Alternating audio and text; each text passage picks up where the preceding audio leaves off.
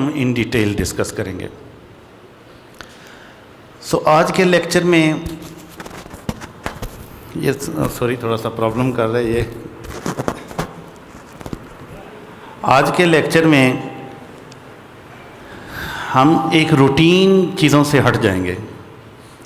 थोड़ा सा मैं ये बता दूं कि आप लोग अपने जब लेक्चर चल रहा हो तो अपने सवाल आप अपने बनाएं, अपने लिखें। लेक्चर के एंड पे हम एक क्वेश्चन आंसर का सेशन रखेंगे, जिसमें हमने क्या करना है कि आज हम जितना हम डिस्कस करेंगे कन्फ्यूजन के साथ नहीं जाना।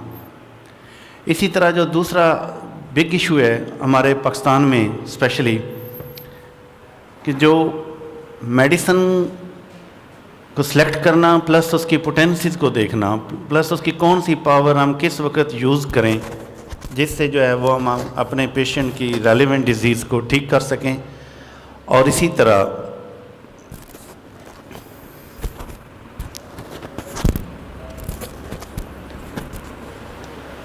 तरह जो हमने बीइंग अ प्रोफेशनल ये भी देखना है कि आज के बाद हमारे पास जो पेशेंट आता है क्या वो हमारा पेशेंट है या नहीं है।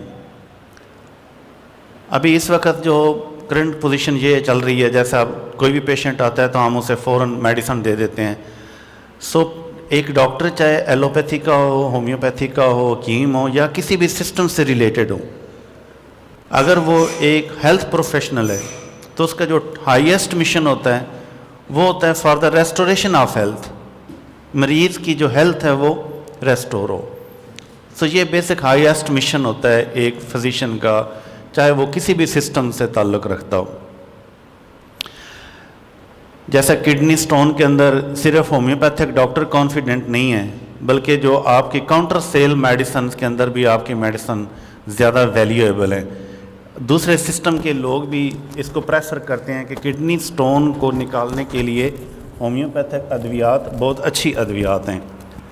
लेकिन आज हम देखेंगे कि क्या हर किडनी स्टोन मेडिसिन से निकलता है, या फिर हमें पता हो कि किडनी स्टोन कहाँ पे पड़ा हुआ है, एनाटमिकली वो कहाँ पे वो एज ए फॉरेन बॉडी वो सेटल हो गया है, तो क्या उसके लिए हमने मेडिसिन ही देनी है या हमने उसको कोई ऐसा सिस्टम देना है जिससे कोई उसको ऐसी रहनुमाई देनी है जिससे उसका किडनी सेव हो। आपको पता है जैसे किडनी एक वाइटल ऑर्गन है, इसी तरह लीवर, इसी तरह इंटेस्टाइन और ये गॉल ब्लैडर, अपना ये ब्रेन, हार्ट, लंग्स, ये सारे वाइटल ऑर्गन्स हैं। किडनी भी एक वाइटल ऑर्गन है हमारी बॉडी का। हमने ये देखना है कि किसी पेशेंट के अंदर जब हमारे पास क्लिनिक पे आए तो उस पेशेंट के लिए हमने जो है वो कौन सा ऐसा रास्ता इख्तियार करना है जिससे उस पेशेंट के किडनी जो है वो सेव हों। इस पे हम डिटेल में डिस्कस करेंगे। सबसे पहले मैं थोड़ा सा किडनी डिस्कस करने से पहले मैं थोड़ा सा एक चीज़ बताऊंगा। किडनी का जो फंक्शंस की तरफ जाने से पहले हम डिस्कस करेंगे ब्लड को। नॉर्मली हमारी बॉडी के अंदर जो ब्लड है ये हार्ट ने पंप करना होता है to the resting part of the body. ये थोड़े से मैं डिटेल बताऊंगा ताकि पता चले कि किडनी कैसे उसको फ़िल्टर करते हैं या वो क्यों फ़िल्टर करते हैं। जैसा कि आपको पता है कि हार्ट के 4 चैम्बर्स होते हैं, right atrium, right ventricle and left atrium और लेफ़्ट वेंट्रिकल। ये पता है सबको। हमारा जो बेसिकली जो राइट एट्रियम होता है, हार्ट का जो दायां खाना होता है, ऊपर वाला खाना जिसे कहते हैं, वो ब्लड भेजता है into the right ventricle. Basically इसका काम क्या होता है कि ब्लड को भेजना होता है to the resting part of the body. जो हमारे हार्ट से ब्लड जा रहा होता है वो जा रहा होता है ऑक्सीजनेटेड ब्लड। ऑक्सीजनेटेड ब्लड जो होता है वो हमारे हार्ट से दूर जा रहा होता है, resting part of the body. इसी तरह resting part of the body से जो वापस ब्लड आ रहा होता है वो होता है डीऑक्सीजनेटेड ब्लड। वो कौन सा होता है? Deoxygenated blood. इसमें होता यह है कि ऑक्सीजनेटेड ब्लड हमारे बॉडी की ज़रूरत होती है, जिसमें oxygenated mean rich in oxygen, और ऑक्सीजन के साथ क्या जाते हैं, न्यूट्रिएंट्स जा रहे होते हैं। उसी ब्लड के जब ट्रांसपोर्टेशन होती है तो वो क्या होता है कि बॉडी के लिए न्यूट्रिएंट्स, माइक्रो न्यूट्रिएंट्स, ऑक्सीजन, ये सारी की सारी क्या होती है, बॉडी की तरफ जा रही होती है। सो फिर ये जैसे आपको पता है मेन एओर्टा से फिर आर्टरीज बनती हैं और फिर आर्टरी से आर्ट्रियोल्स बनते हैं। मीन के जो छोटी छोटी जो जैसे हमारे अगर फिंगर टिप में जो ब्लड लेके आ रही है वो आर्ट्रियोल्स हैं, और इससे पीछे जो इसको सप्लाई कर रही है वो आर्टरी है। और आर्टरी से पीछे आप चले जाएं तो एक जो है ना वो मेन ट्रंक आ जाता है, फिर उसके पीछे आप शुरू में चले जाएं तो फिर वो होती है एओर्टा। सो एओर्टा बेसिक है जो ब्लड को लेके आगे फिर वो चेंज करती है, अपनी अपनी सब टाइप्स में चेंज होती है। सो जहाँ पे ऑक्सीजन देने के बाद इसमें से जो मेटाबॉलिज्म होता है, जो तोड़ फोड़ होती है, इसमें से जो वेस्ट प्रोडक्ट्स बनती हैं उसको फिर वेनियोल्स लेके आते हैं इनटू द वेन्स, और फिर वेन्स उनको लेके आती है वेना कैवास के अंदर, उसको लेके फिर अगेन हार्ट के अंदर आ जाती है इनटू द राइट वेंट्रिकल। सो वहाँ से फिर क्या होता है कि उसमें से जितनी गैसेस एक्सक्रीट होनी होती हैं वो फिर थ्रू पल्मोनरी आर्टरी चली जाती हैं to the lungs. Actually artery जितनी होती हैं इनका काम होता है ऑक्सीजनेटेड ब्लड को सप्लाई करना, लेकिन हमारे बॉडी के अंदर एक ऐसी आर्टरी है जो डीऑक्सीजनेटेड ब्लड को लेके जाती है। एक्चुअली आर्टरीज की तारीफ भी आपको पता है यही है कि जो अवे फ्रॉम द हार्ट लेके जाएं, जो वो वाली शरियाने जो खून को दिल से दूर लेके जाएं उन्हें आर्टरीज कहते हैं, और जो उसकी तरफ वापस लेके आएँ उसे वेन्स कहते हैं। So pulmonary artery basically deoxygenated blood लेके जाती है टू द लंग्स, और वहाँ पे फिर गैसियस एक्सचेंजेस होती हैं इनटू द एल्वियोलाई, और उसमें क्या होता है कि जो कार्बन डाइऑक्साइड होती है वो एक्सचेंज होती है विद द ऑक्सीजन मॉलिक्यूल। जब हम ये सांस लेते हैं, सांस के दो बेसिकली पार्ट हैं, जैसे इनहेलेशन और एक होता है एक्सहेलेशन, या इंस्पायरेशन या expiration. So during inspiration you know very well we get the oxygen from the environment, this is called inspiration, और this is called expiration. So जब इंस्पायरेशन होती है तो उसमें ऑक्सीजन जाती है into the alveoli through nostril, trachea और फिर ब्रोंकाई, फिर इसी तरह एल्वियोलाई में।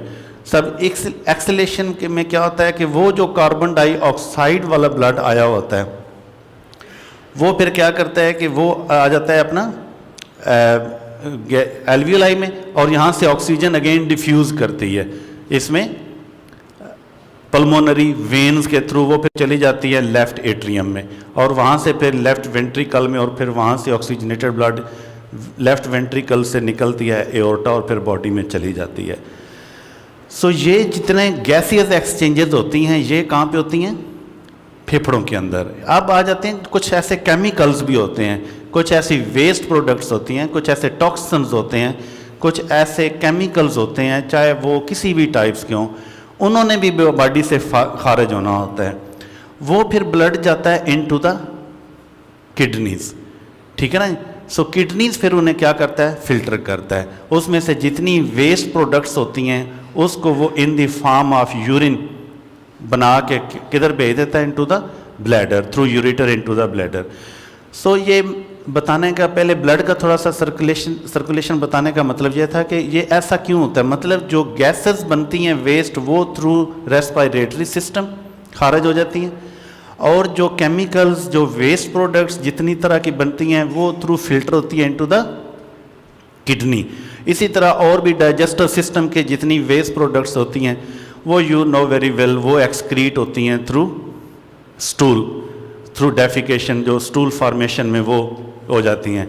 इसी तरह स्किन के बहुत सारी ऐसे वेस्ट प्रोडक्ट्स होती हैं जो थ्रू स्वेट ग्लैंड्स जो होती हैं वो एक्सक्रीट हो जाती हैं। सो नेचर ने हमारी बॉडी के अंदर डिफरेंट किस्म के जो ऐसे सेल सेट कर दिए हैं जिसके थ्रू बॉडी के अंदर जो ज़रूरी अज्जा होती हैं, जो फ़ायदेमंद चीज़ें होती हैं वो बॉडी के अंदर बन जाती रह जाती हैं, बॉडी के अंदर वो ज़रूरत बन जाती हैं, यूटिलाइज हो जाती हैं। और इसी तरह जो वेस्ट प्रोडक्ट होती हैं वो डिफरेंट मैकेनिज़म्स के थ्रू जो है वो खारिज हो जाती हैं।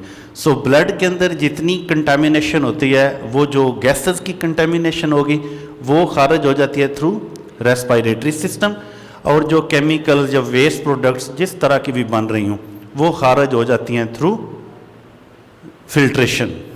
Clear? So kidney, you know, right kidney and left kidney, मैं थोड़ा सा अगर इसको देखूं,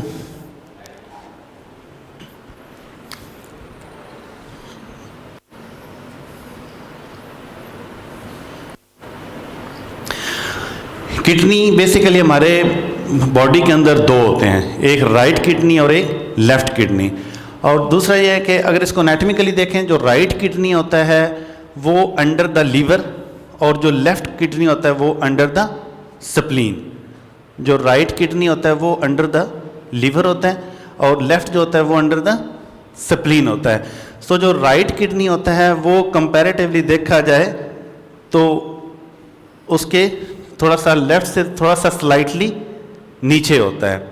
मतलब दोनों को अगर आप देखें तो ये लाइन इस तरह बनती है, ये डायाफ्राम आती है और लीवर के साथ, और ये राइट वाला किडनी थोड़ा सा नीचे होता है as compare to left kidney. क्यों? इसलिए कि उसके ऊपर लीवर आ रहा होता है। सो लीवर बिग ऑर्गन है हमारे विसरल, हमारे बॉडी का जो विसरल ऑर्गन सबसे बड़ा कौन सा है? Liver. As a whole body का सबसे बड़ा ऑर्गन कौन सा है? Skin. As a whole body का सबसे बड़ा ऑर्गन कौन सा है? स्किन, जिसने from head to toe cover किया होता है। और बॉडी के अंदर अदर जो बिग ऑर्गन है वो कौन सा है? लिवर। सो इसके आप देखें, आप जब इसको एनाटॉमिकली देखें तो इसके अंदर कुछ आपको एक स्ट्रक्चर नज़र आता है, पैरामेड से बनते हैं। आउटर एरिया इसका होता है मेडुल्ला, और ये वाला एरिया होता है इसका कॉर्टेक्स। सो ये वाला इसका एरिया पेल्वस कहलाता है, और पेल्वस के फ़ौरन बाद जो होता है वो यूरेटर शुरू होता है। सो बेसिकली होता क्या है कि ये जो मेडुल्ला यहाँ पे और कॉर्टेक्स में बेसिकली क्या होते हैं? नेफ्रॉन्स होते हैं। Nephron basically functional unit of the kidney. जैसे थोड़ा सा अगर आप गौर कीजिएगा, ये थोड़ा सा बोर भी लगेगा थोड़ा सा सेशन आपको, उसके बाद ये इंटरेस्टिंग हो जाएगा। हमारे बॉडी का जो फंक्शनल यूनिट है वो कौन सा होता है? सेल। किसी भी लिविंग थिंग का फंक्शनल यूनिट कौन सा होता है? सेल। सो इसी तरह जो जैसे डिफरेंट वाइटल ऑर्गन्स हैं उनके अपने फिर डिफरेंट फंक्शनल यूनिट्स होते हैं। जैसे ब्रेन एक वाइटल ऑर्गन है, सो ब्रेन का जो फंक्शनल यूनिट है वो कौन सा होता है? न्यूरॉन। उसे क्या कहते हैं? न्यूरॉन। सो इसी तरह जब आप कभी किसी जाते हैं डॉक्टर के पास तो आप वो कहता है जी देखें ये बीमारी आपकी न्यूरोलॉजिस्ट को दिखाने वाली है। न्यूरोलॉजिस्ट मीन कि दिमाग का जो स्पेशलिस्ट डॉक्टर होता है। सो न्यूरॉन से वो न्यूरोलॉजिस्ट है, ठीक है ना। इसी तरह आप देखें कि लीवर का एक फंक्शनल यूनिट होता है, उसे क्या कहते हैं? हेपेटोसाइट। उसे क्या कहते हैं? हेपेटोसाइट।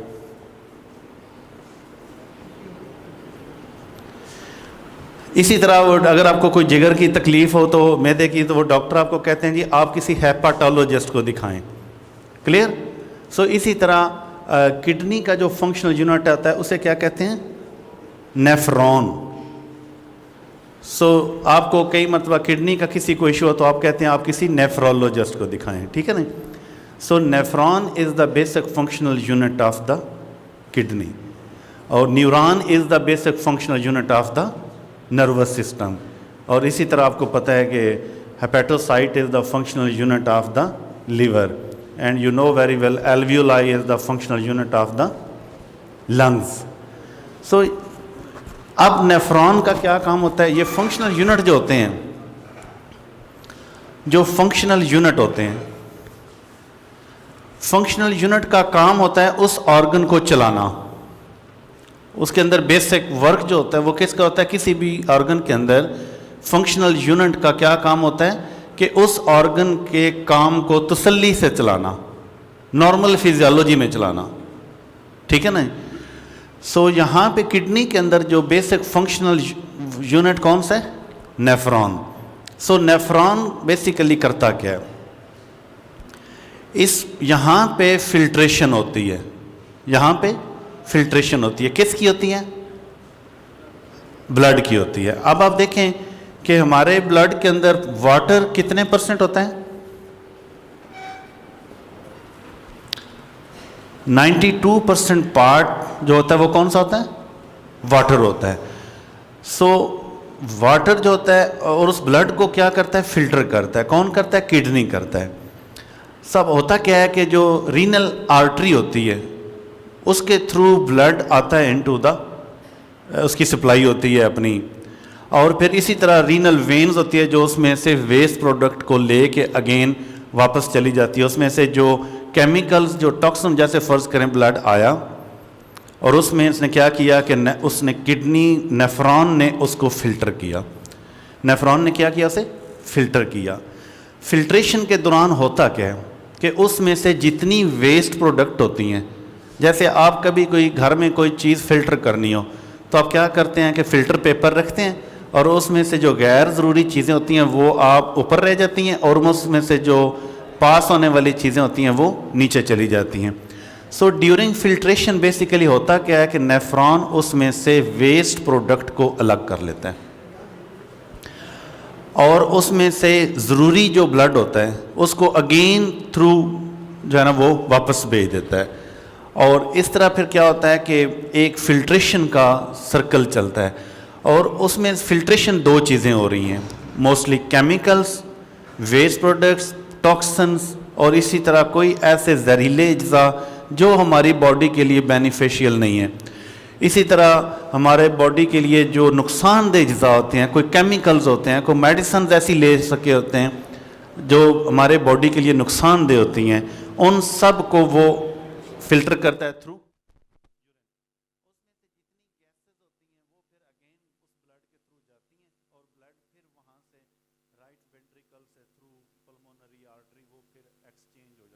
एल्वियोलाई, और वहाँ से गैसेस जो होती हैं वो सारी की सारी एक्सचेंज हो जाती हैं। एक्सचेंज का मतलब यहाँ पे यही है कि जो गैस हमारी बॉडी ने खारिज करनी है, आपको पता है कार्बन डाइऑक्साइड, वो डिफ्यूज़ कर जाती है और वहाँ से ऑक्सीजनेटेड ब्लड जो होता है, ऑक्सीजन मिक्स होती है तो वो ऑक्सीजनेटेड होता है, वो अगेन हमारे वापस आ जाता है। इस तरह ये एक सर्कल चलता है। इसी तरह इसका दूसरा क्या काम होता है कि जैसे इलेक्ट्रोलाइट्स को बैलेंस करना, इलेक्ट्रोलाइट्स को बैलेंस करना, रेगुलेट्स द इलेक्ट्रोलाइट्स। इलेक्ट्रोलाइट्स कौन कौन से होते हैं? Sodium, potassium, chloride and bicarbonate. So इनका बैलेंस करना भी किसका काम होता है? किडनी का काम होता है, ठीक है ना। सो इसी तरह ब्लड के अंदर, इसी तरह इसके अंदर ऑस्मोलैरिटी मेंटेन रखना, इसके डिफरेंट वर्क्स हैं। इसी तरह बॉडी से टॉक्सिन्स को, केमिकल्स को रिमूव करवाना। जैसे आपने कई मरतबा सुना होगा ना, फलां बंदे ने फलां दवाई ली और उसके किडनी खराब हो गए, ये सुनने में आता है अक्सर ना कि किसी ने वो फलां कोई ऐसी चीज़ खाई तो उसके किडनी जो है ना वो खराब, उसके जो फंक्शन है वो ख़राब होना शुरू हुआ। मीन कि वो वाली जो ड्रग थी उसको किडनी ने पास ही नहीं किया, उसको उसने फिल्टर ही नहीं किया और वो डिपॉजिट्स कर गई, ठीक है ना। सो इस तरह करके हमारे बॉडी के अंदर डिफरेंट ये वर्क करता है। सो होता क्या है कि जो ही नेफ्रॉन ने उसमें कलेक्टिव सिस्टम, उसमें उसने उसको जो वेस्ट प्रोडक्ट उसकी क्या होगी? यूरिन। अब यूरिन यहाँ से फिर आया through pelvis into the ureter. Ureter जिसे गुर्दे की नाली भी बोलते हैं। सो आपने देखा होगा कि यूरेटर जब ख़त्म होता है तो वहाँ पे एक बॉल लगा होता है जिसको क्या कहते हैं? Urinary bladder. So basically urinary bladder is the storage of waste product, storage of urine, okay. So और यूरेटर का एक ही काम है, और वो क्या काम होता है कि उसको रास्ता देना है। जो किडनी ने फिल्टर किया और जो वेस्ट प्रोडक्ट बची इन the form of urine, urine through pelvis आया कहाँ पे? Through ureter. सो यूरेटर का क्या काम होता है? जस्ट एक रास्ता देना होता है और वो सीधा आया ब्लैडर के अंदर। सो ब्लैडर से फिर आगे निकला थ्रू यूरिथ्रा, ये आउट हो जाता है, ठीक है ना। So renal basically is the primary structure of the urinary system, ठीक है ना। रीनल क्या है बेसिकली, ये जो किडनी जो है, किडनी बेसिकली क्या है, ये प्राइमरी स्ट्रक्चर है हमारे इस पूरे सिस्टम का। बेशक ये है, यहाँ से आपका यूरिनरी सिस्टम या रीनल सिस्टम जो है वो यहाँ से स्टार्ट होता है और यूरिथ्रा पे आके एंड होता है। सो अब देखें, आपको इसका और बहुत सारे फंक्शन हैं, जैसे होम्योस्टेसिस को मेंटेन करना, हमारे बॉडी के टेम्परेचर को मेंटेन करना, इसी तरह हाई ब्लड प्रेशर को मेंटेन करना, ग्लूकोनियोजेनेसिस को मेंटेन करना। High blood pressure basically kidney जो है उसको मेंटेन करना। इसी तरह एक ये हार्मोन को सिक्रीट करता है erythropoietin, you know very well, उसका क्या काम होता है, आरबीसीज को नरिश करना। सो अभी जब हम डिजीजेज में जाएंगे तो देखेंगे कि रीनल फेलियर में एचबी कम हो जाता है। सो उसकी क्या मेन रीजन होती है कि वो बेसिकली वो हार्मोन सिक्रीट नहीं कर रहा होता।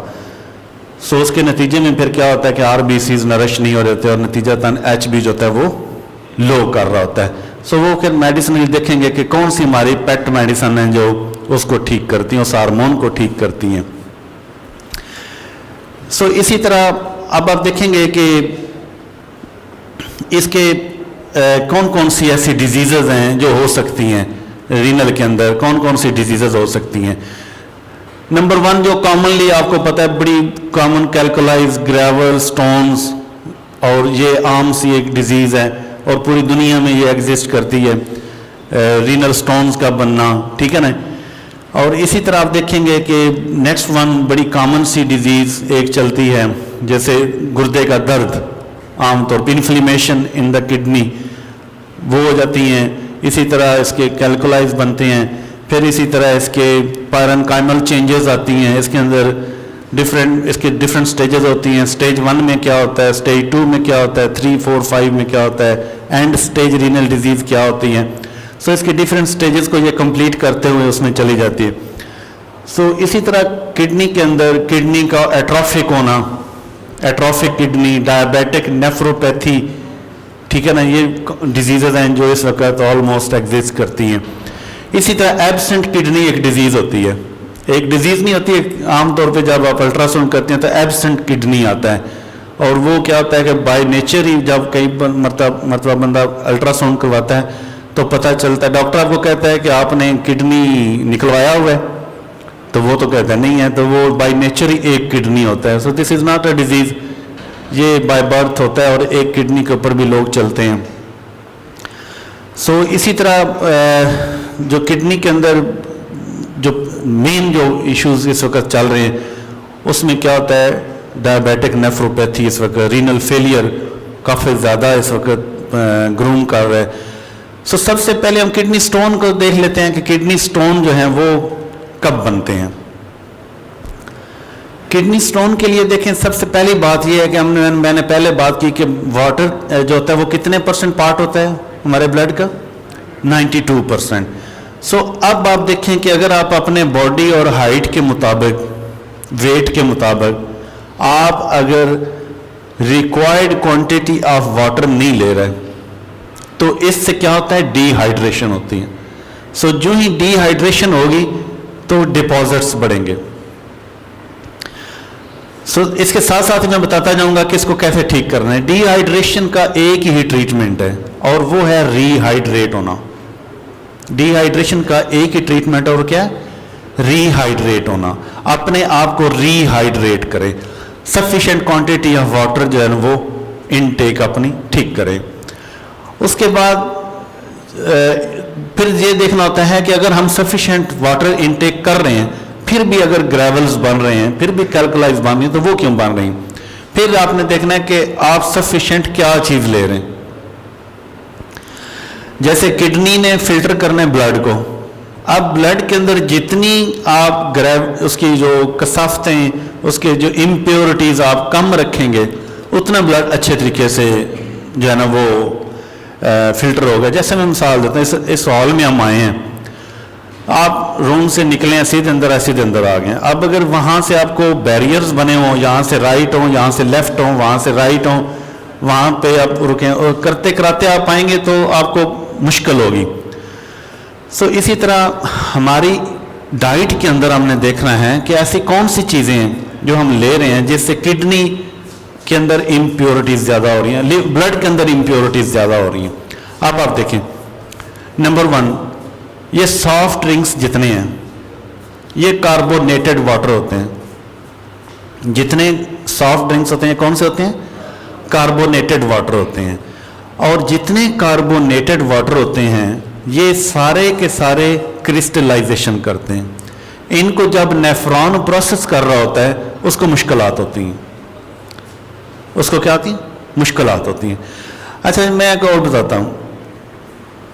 आप सब जानते हैं, हम मोस्टली पंजाब के लोग हैं, तो एक वक्त आप शायद कम हो गया है, एक वक्त था कि चाटी में वो दूध और लस्सी लगा के रख देते थे और सुबह वो मदानी हमारी माएँ और नानियाँ डालती थी, तो उसको अच्छे तरीके से उसको ग्राइंड करना, फिर उसके बाद वो ना एक उसको पुनती थी, उसके ऊपर एक फोग आ जाया करता था, वो जिसे कभी किसी ने खाया ही होगा, हम लोग तो खाते थे काफ़ी ज़्यादा।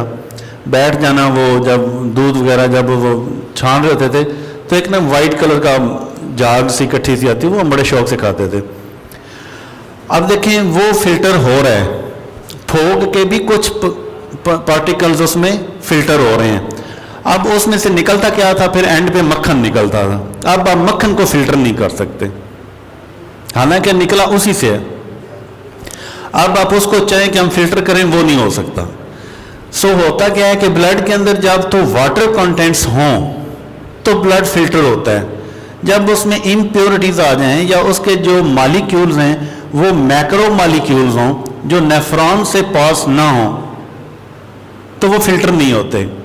वो जब फिल्टर नहीं होते तो वो क्या करते हैं? डिपॉजिट्स कर जाते हैं। सो जो ही वो डिपॉजिट्स करते हैं तो वो एक क्रिस्टल के साथ फिर दूसरा क्रिस्टल, फिर तीसरा क्रिस्टल, फिर चौथा क्रिस्टल, सो वो करते करते क्रिस्टलाइजेशन हो जाती है और वही फिर एक कैल्कुलाई बनता है, वही एक पथरी बन जाती है।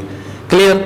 अब इसी तरह देखें कि आप अभी तो मास्क का दौर आ गया है कोरोना की वजह से, लेकिन आप इससे पहले देखें कि जैसे मैं बाइक पे जा रहा हूं और मैंने मास्क नहीं लगाया हुआ, सो डस्ट पार्टिकल इनहेल हो रहे हैं, डस्ट पार्टिकल जितने वो इनहेल हो रहे हैं और सारे के सारे फिर जब जाएंगे तो इसी तरह ऐसे ऐसे फ्यूम्स जा रहे होते हैं जो हमें नजर ही न, फ्यूम कहाँ नजर आते हैं?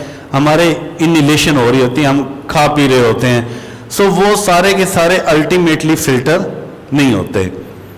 सो इसी तरह और ऐसी चीज़ें जैसी हमारी डाइट के अंदर आप देखें कि जंक फूड्स हैं, जितनी जंक फूड्स आप खाएंगे उतना क्या होगा कि हमारे बॉडी के अंदर टॉक्सिन्स और इम्प्योरिटीज़ बढ़ेंगी। सो जितनी ब्लड के अंदर इम्प्योरिटीज़ बढ़ेंगी उतनी उनकी वो ट्रैफिक स्लो होगी। मैंने जैसे बताया ये सीधा रास्ता है और एक आपने इस तरह करके जाना है। सो जितनी इम्प्योरिटीज़ बढ़ेंगी उतनी ब्लड की जो ट्रैफिक है वो स्लो डाउन हो जाएगी। सो स्लो एक्टिविटी क्या करती है कि स्लो प्रोसेस करवाती है, नॉर्मल एक्टिविटीज़ नॉर्मल प्रोसेस करवाती हैं। सो होता क्या है कि इसी तरह देखें ब्लड के अंदर बहुत सारी ऐसी चीज़ें जो वेस्ट प्रोडक्ट्स अगर जमे ही हुए जा रही हैं तो ब्लड की जो ट्रांसपोर्टेशन होती है उसके अंदर प्रॉब्लम आता है। जैसा मैंने थोड़ा सा पहले रिव्यू दिया आपको कि हमारा aorta is the main trunk और एओर्टा से फिर क्या निकलती हैं? आर्टरीज निकलती हैं। सो आर्टरी से फिर क्या निकलती हैं? आर्ट्रियोल्स निकलते हैं। सो इसी तरह vena cava is a big trunk. So आपको पता है दो तरह के होते हैं, superior vena cava and inferior vena cava. So हमारे अपर लिम्ब और हेड और नेक के जितनी ब्लड की वापसी होती है वो थ्रू सुपीरियर वेना कैवा होती है। इसी तरह जो लोअर लिम्ब की हमारे वापस आता है ब्लड वो थ्रू इंफीरियर वेना कैवा आती है। So vena cavas are the main trunk. So vena cava से आपको पता है वेन्स निकलती हैं, फिर वेन से फिर आगे वेन्यूल्स निकलते हैं। सो अगर इम्प्योरिटी वाला ब्लड आपके वेना एओर्टा से गया, पास हो गया, इसी तरह आर्टरी से भी गया, चलें पास हो गया। अब वो आ जाता है आर्ट्रियोल्स में। सो आर्ट्रियोल्स इंतहाई छोटे छोटे स्ट्रक्चर में होती हैं, वहाँ पे आके वो ब्लड सर्कुलेशन नहीं होती। सो नतीजतन क्या होता है कि नैरोनेस आ जाती है, उसमें ब्लॉकेज आना शुरू हो जाती हैं। वो थोड़ा सा पैथोलॉजिकली हम आगे स्टडी करते हैं। सो सबसे पहले इसका क्या हाल है कि आप अपने वाटर को मेंटेन करें, अपना प्योर वाटर जो होता है उसको मेंटेन करें, और उसको ये जो इम्प्योरिटीज़ वाले होते हैं उसको जो है वो बंद करना चाहिए। सो इसी तरह कुछ और ऐसी हमारी अपनी बॉडी की वेस्ट प्रोडक्ट्स होती हैं, अगर वो वाला आपका मेटाबॉलिक रेट स्लो हो गया तो फिर भी स्टोन बनते हैं। जैसे यूरिक एसिड आप देख लें, यूरेट्स देख लें, ठीक है नहीं। सो यूरिक एसिड जब ये बेसिकली वेस्ट प्रोडक्ट होती है, सो ये जब हमारे एक्सेसिव बनना शुरू होती है तो ये भी क्या करती है कि डेपोजिशंस करती है, डिपॉजिट्स बनते हैं।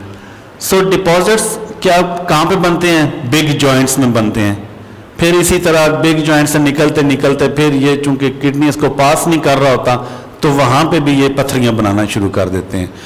सो इसी तरह आपने यूरेट्स की देखा कि यूरेट्स कई मरतबा जमा हो जाते हैं।